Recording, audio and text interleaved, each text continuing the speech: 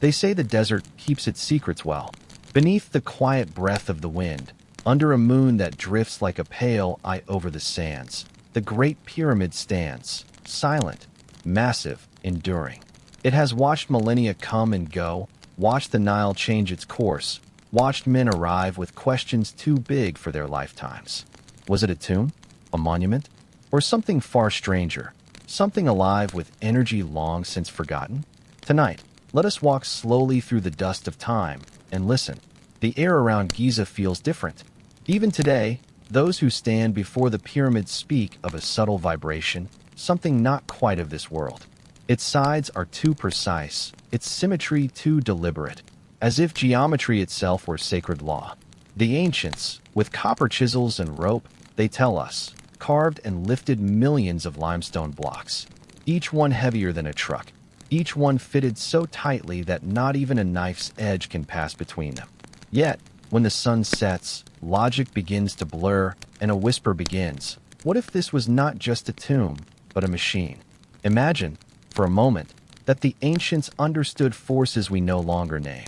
Beneath the pyramid lies the bedrock chamber, carved deep into the earth. It feels less like a grave and more like a heart, empty, waiting, resonant.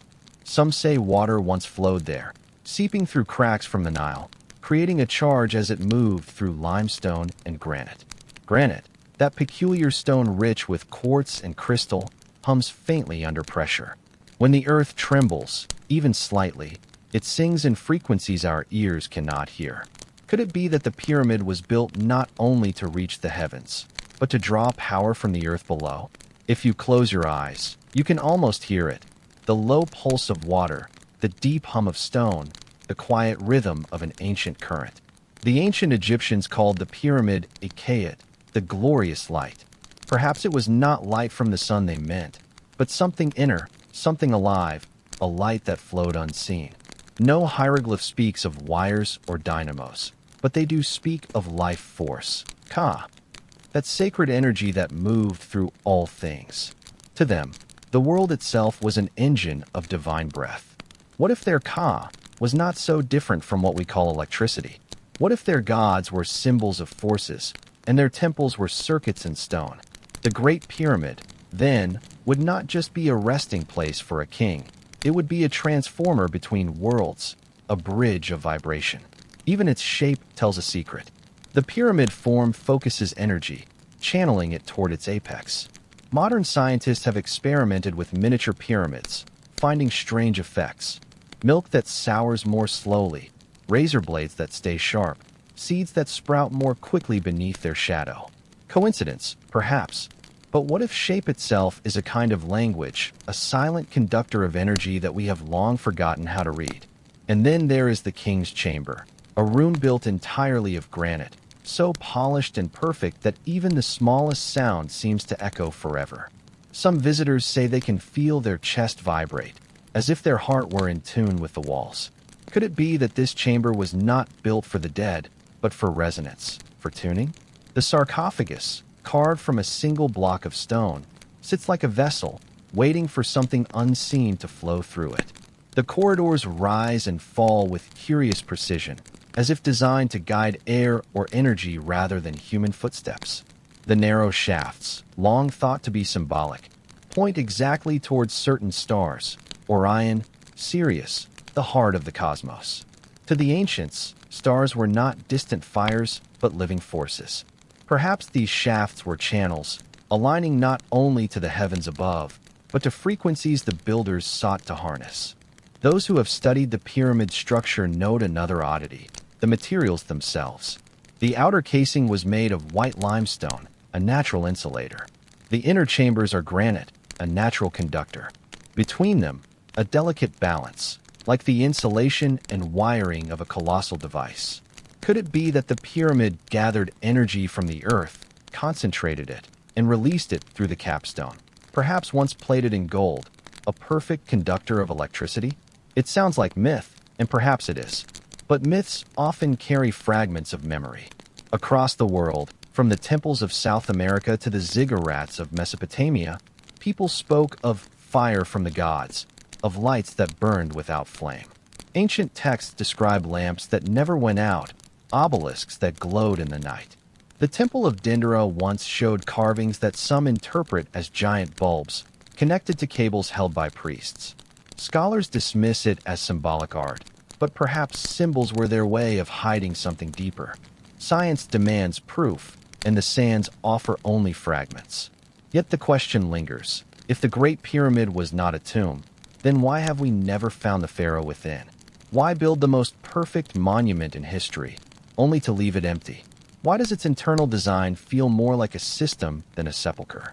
Maybe, long ago, the Egyptians found a way to use the natural forces of the earth to tune their structures to the planet's heartbeat. The pyramid, then, would be not a generator in our modern sense, but a resonator, drawing upon vibrations, turning them into light, sound, or spirit. They may have seen energy as divine, a gift not to be caged by machines, but to be lived with, sung through, harmonized. And perhaps that is the true secret of Giza. Not a lost technology, but a lost philosophy. A way of being in tune with the world, where power was not a thing to be owned, but a current to be felt. The pyramid, in this light, becomes both machine and prayer, an architecture of resonance, designed not just to harness energy, but to remind humankind that energy and life are one and the same. When night falls on the plateau, and the stars return to their ancient positions, one can almost imagine the pyramid awakening, its shadows stretching, its stones glowing faintly in the moonlight, remembering what it once was. Perhaps it hums still, beneath the noise of the modern world, a silent heart beating in stone, waiting for us to listen once more. And as the desert wind moves softly over its edges, carrying the scent of sand and the faint echo of water long gone, we can almost hear a whisper. That knowledge does not disappear, it only sleeps, buried under centuries of disbelief, waiting for those who dare to dream again. The desert has always been a place where truth hides beneath silence. Beneath every dune, beneath every whisper of wind, something waits. The Great Pyramid stands not as a monument of stone, but of mystery. Its builders left no words to explain it, no manual, no confession, only perfection, carved in limestone and granite. And perhaps that silence is the message. Some truths are too vast for language. They must be felt, not told. For thousands of years, the world believed the pyramid was only a tomb. Yet no mummy was ever found within its chambers. No inscriptions name a king, no offerings of gold or oil line the walls. Only sound, still and resonant, as if the structure itself hums softly when no one is listening. What kind of tomb vibrates with the frequency of the earth? What kind of grave aligns perfectly to the cardinal directions, its errors smaller than the width of a single human hair? It is easy to forget that we are not the first to wonder. In the 19th century, when Western explorers crawled into the pyramid with torches and measuring ropes, they were astonished by what they found.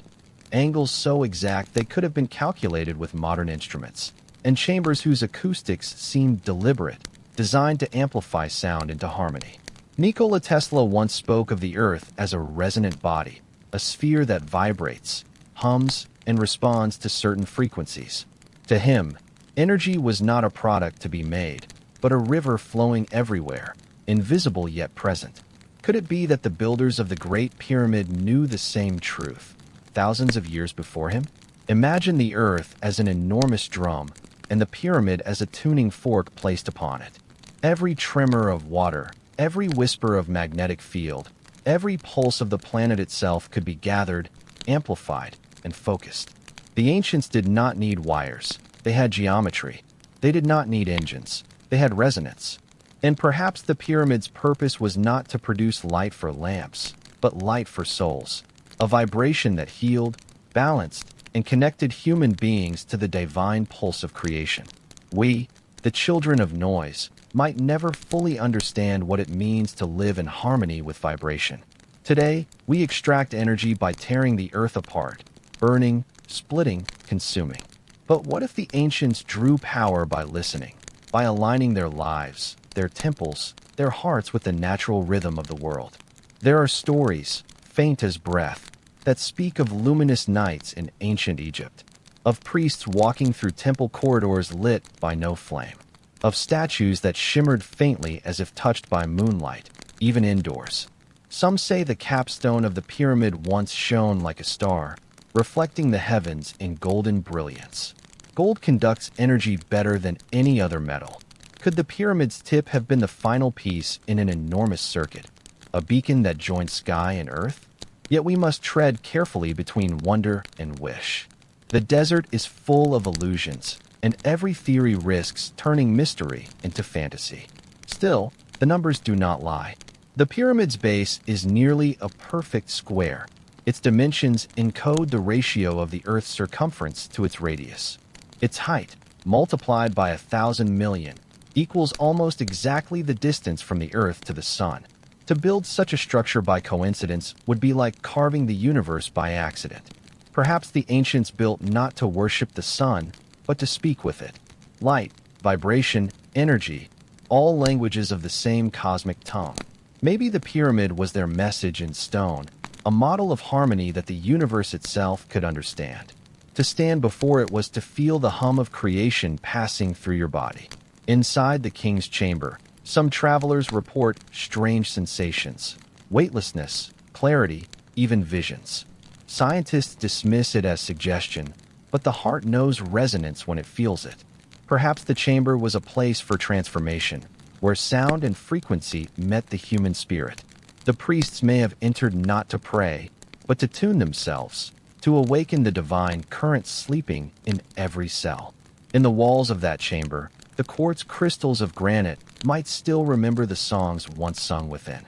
Quartz, when struck, vibrates with precision. It is the very same principle that powers the watches on our wrists. If such crystals were placed and aligned intentionally, could they have formed a kind of harmonic engine? Not one of metal and heat, but of light and sound. And what of the subterranean chamber, rough and unfinished, carved deep below the pyramid's base? Some believe it to be the opposite pole of a vast system, where water, pressure, and the magnetic field of the Earth met. When the Nile rose, it could have filled the channels beneath, creating a slow, rhythmic motion. The movement of water through porous stone can generate electric potential, as modern science has observed. Could it be that this unfinished chamber was in truth the living foundation of the entire design? A pulse chamber, feeding energy upward through the heart of the structure? We can never be certain. But as the sands shift and centuries pass, the pyramid remains untouched, unshaken, its stones holding their secret with patient grace. It is not simply old. It is eternal in spirit, a reminder of something we have lost, the art of listening to silence. When twilight comes to Giza, and the last tour buses fade away, a different stillness settles over the stones. The heat leaves the air. The stars begin to shimmer. And in that moment, you can almost believe that the pyramid is breathing, that it waits for the right kind of listener, one who understands that energy is not power, but presence. The idea that the Great Pyramid was a power plant may sound like fantasy, yet even as metaphor it holds a truth, that within every structure, stone, earth, or soul, there lies potential energy, waiting for harmony to awaken it. The builders may have known this not through machines, but through intuition, through reverence for the geometry of life itself. And so the pyramid stands, as it always has, half machine, half poem, an echo of the music of creation, carved in stone. Perhaps one day we will learn not just how it was built, but why. Perhaps one day we will remember that we, too, are made of the same matter that hums beneath its walls, stone and water, light and memory, searching for balance. Until then, we listen, we wonder, we dream. Night in the desert is not empty. It is filled with the soft breathing of the wind, the whisper of shifting sand, the quiet pulse of the stars. Beneath this vast silence, the Great Pyramid stands as if suspended between two worlds, the seen and the unseen. Its geometry glows faintly under the moonlight, edges softened by thousands of years, and yet its meaning remains sharp, deliberate. What power once flowed here, beneath these stones? What wisdom shaped them so precisely that they still command awe after 40 centuries of storms? There is a strange comfort in the idea that the ancients knew something we have forgotten. They watched the heavens not for superstition, but for understanding. Their temples were calendars. Their prayers were equations written in symbol and sound. When they built in harmony with the earth's breath, aligning, not conquering. Perhaps this is why the pyramid endures. It does not resist nature.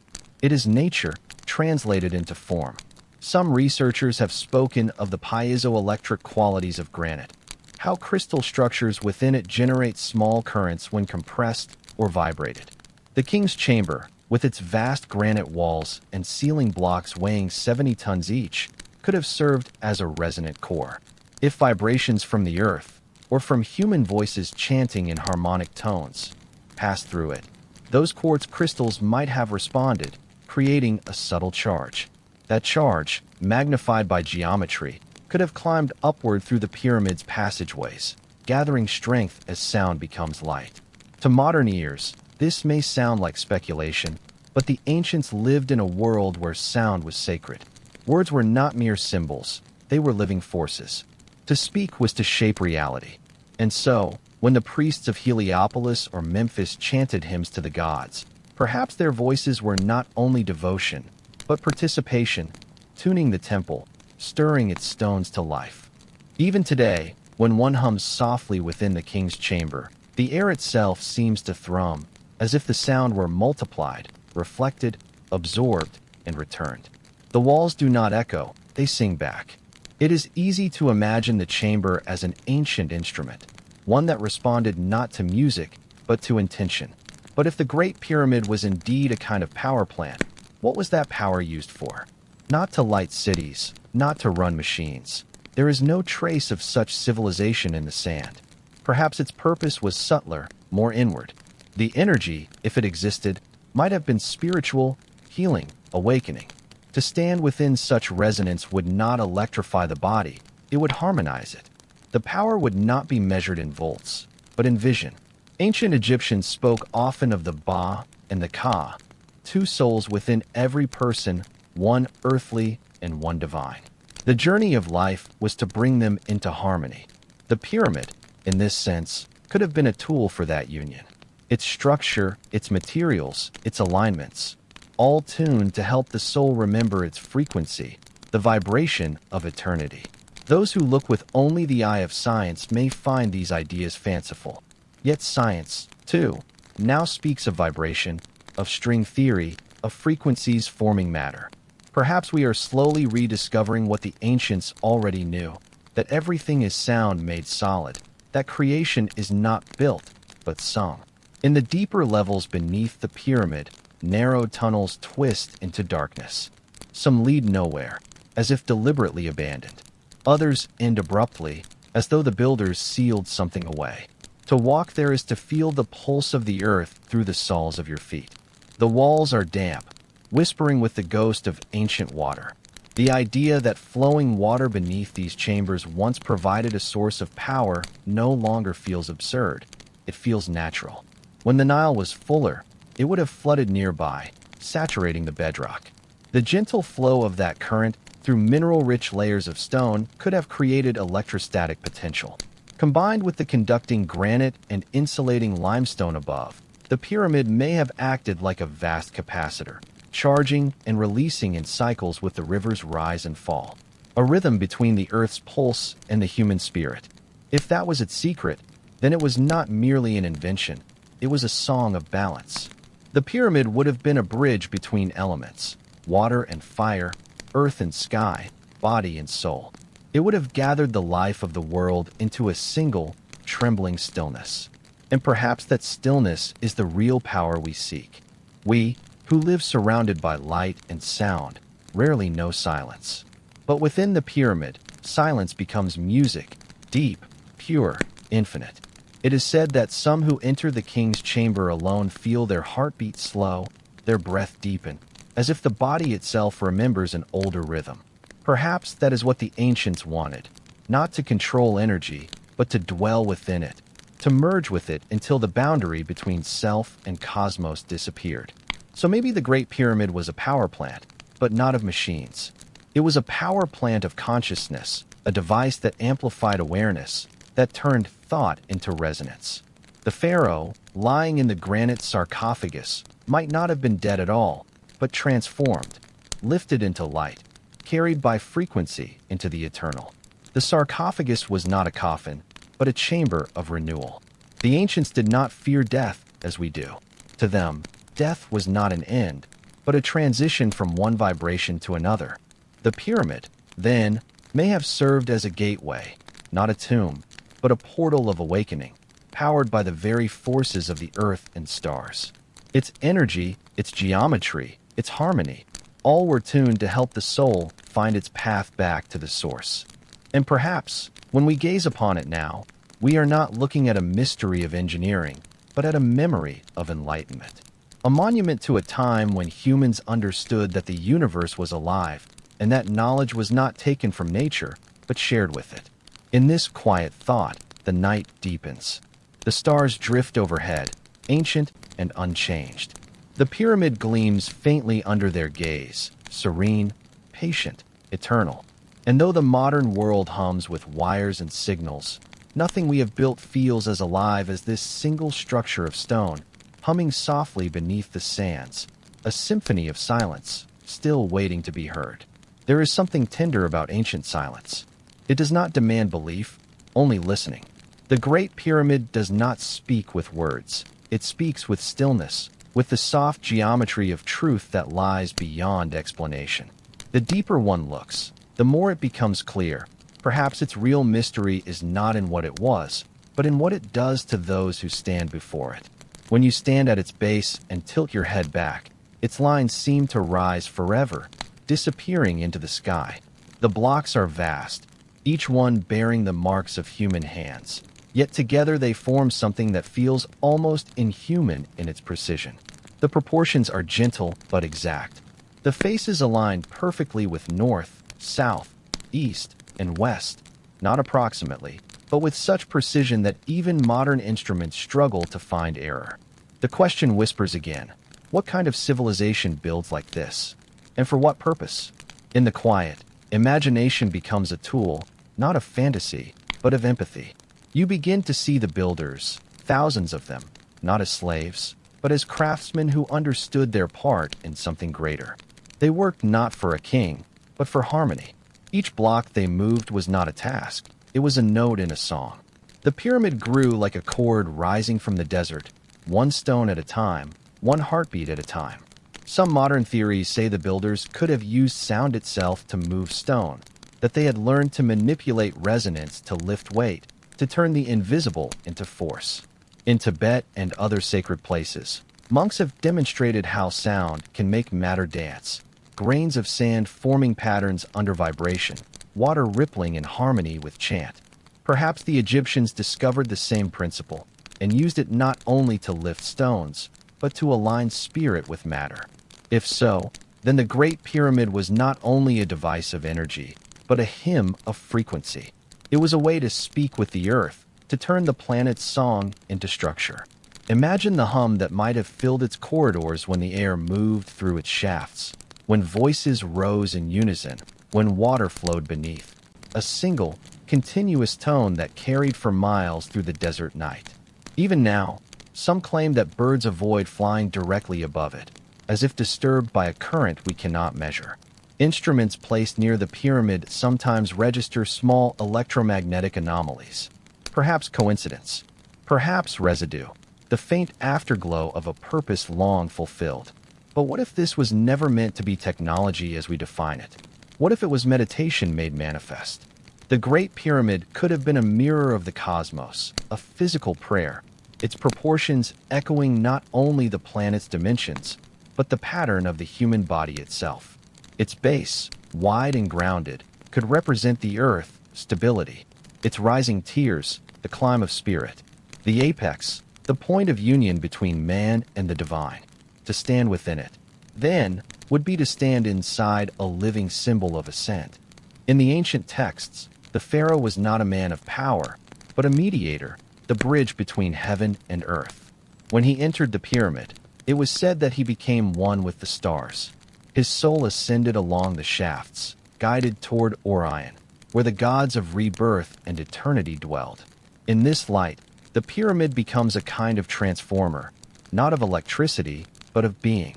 A human body enters, a star's soul emerges. Even the name of Egypt, Kemet, meant the black land, the fertile soil after the flood. But to the priests, it also symbolized the hidden, the unseen, the potential within darkness. To rise from that darkness into the light was the purpose of every initiation. The pyramid, then, was a teacher, one that spoke not with words, but with experience. To walk its passages was to move through your own transformation, from matter to energy, from self to cosmos. When we imagine this, something inside quiets. It feels as if we are remembering, not learning. The lines between ancient and modern blur, and the question of was it a power plant becomes less technical and more poetic. Perhaps it was both, a structure that embodied the unity of physical and spiritual energy. It is easy to laugh at such ideas in daylight. But under the stars, with the desert wind brushing your face, laughter falls silent. The pyramid's presence changes the air. It does not ask to be explained, it asks to be felt. And when you listen long enough, when your thoughts finally still, a realization arises as softly as dawn. The true power of the pyramid was never stored in its stones.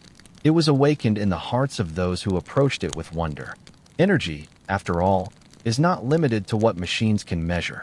The same invisible current that might once have pulsed through the pyramid also runs through every human life. The power to dream, to remember, to connect. Perhaps the pyramid's message was that power does not come from control, but from alignment. To stand in harmony with the forces of creation is the highest form of strength.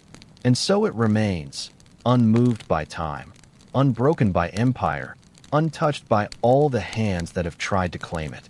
The Great Pyramid does not belong to history. It belongs to silence.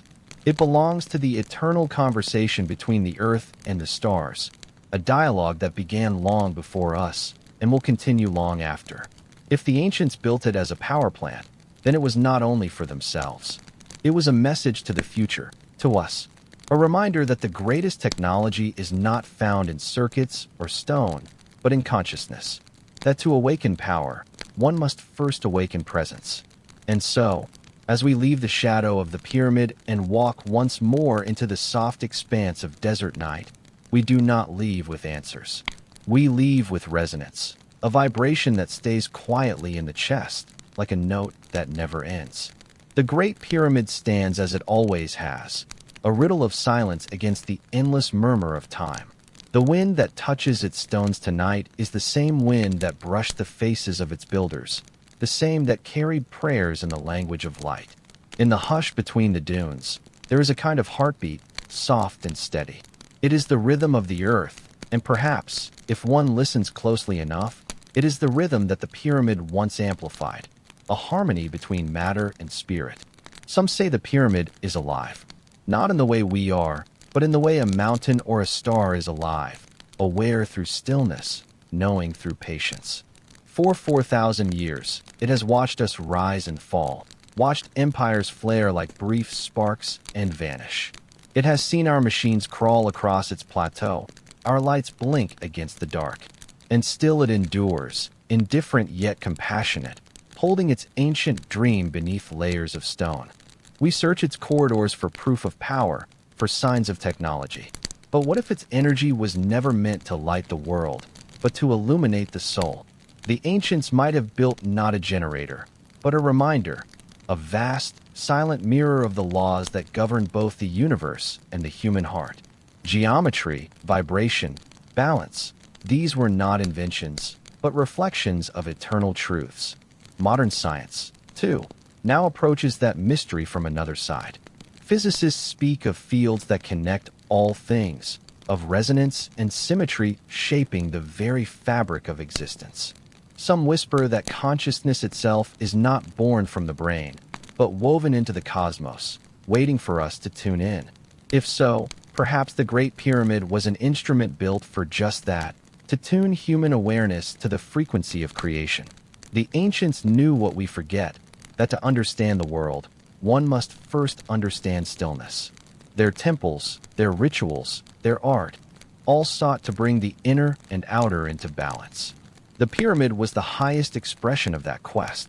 Its perfect lines reach upward not as ambition, but as harmony, a gesture of gratitude to the sky. In the time of the pharaohs, each sunrise was rebirth, each sunset a descent into the unseen. The Nile's flood was both destruction and renewal. Everything lived in cycles, and the pyramid, standing at the edge of desert and river, symbolized the meeting point of opposites: chaos and order, life and death, light and dark. Within it, these forces found equilibrium. Those who entered the Great Pyramid may have done so as initiates, not mourners. The journey through its narrow corridors was likely a symbolic death, a descent into the inner self. To emerge again into daylight was to be reborn, transformed, vibrating at a higher state of being. Perhaps this was the true power it generated, not electricity, but awakening. We imagine power as domination, the ability to command. But for the ancients, power may have meant something gentler: alignment, harmony, participation in the grand rhythm. To be powerful was not to control, but to flow. And so they built the pyramid as a vessel for that flow, a place where the earth's song and the soul's yearning met in a single note of stillness. If you sit at the pyramid's base as dawn approaches, the first light touches its apex before it touches the desert. The stone glows softly, as if remembering the gold that once crowned it. That first moment of illumination, when the shadow retreats down its sides, feels like a slow heartbeat returning. It is as if the pyramid breathes again, greeting the sun it has greeted for 40 centuries.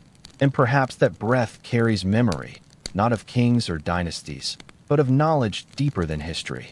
The builders may have left no written explanation because words would have diminished it. The pyramid itself is the explanation, written in form instead of speech. It says, harmony is power. It says, stillness is light. It says, you, too, are made of stone and star. The idea that it was a power plant, then, becomes less literal, more profound. Maybe it did channel energy, not the electricity we chase, but the pure vibration of life.